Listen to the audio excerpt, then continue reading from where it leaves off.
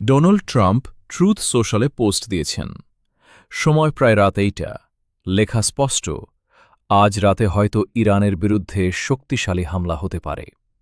পঞ্চম প্রজন্মের জ্যাসময় আর মিসাইলের একটি বড় অংশ ব্যবহার করা হবে। এই মিসাইলের সংখ্যা কত? যুক্তরাষ্ট্রের কাছে সর্বমোট ছিল 2300টি। ইতিমধ্যে ইরানের বিরুদ্ধে ব্যবহার করেছে প্রায় 1000টি।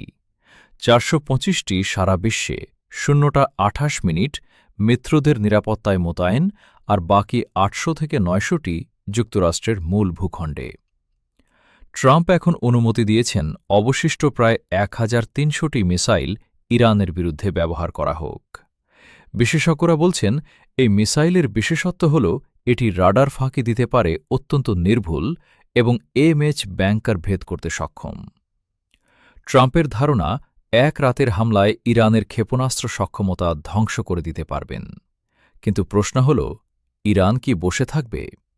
উত্তর মিলেছে কয়েক ঘণ্টার মধ্যেই। ট্রাম্পের হুমকির কয়েক ঘণ্টার মধ্যেই কুয়েতে অবস্থিত যুক্তরাষ্ট্রের গুরুত্বপূর্ণ আলী আল সালেম বিমান ঘাঁটিতে ড্রোন হামলা চালায় ইরান। বাংলাদেশের সংবাদ মাধ্যম থেকে শুরু করে সিবিএস নিউজ সবাই এই খবর নিশ্চিত করেছে। ক্ষয়ক্ষতি কত? পেন্টাগন স্বীকার করেছে অন্তত 15 মার্কিন সেনা আহত হয়েছেন। যদিও তারা দাবি করছে আহতদের অবস্থা গুরুতর নয়। তবে তাদের কুয়েতের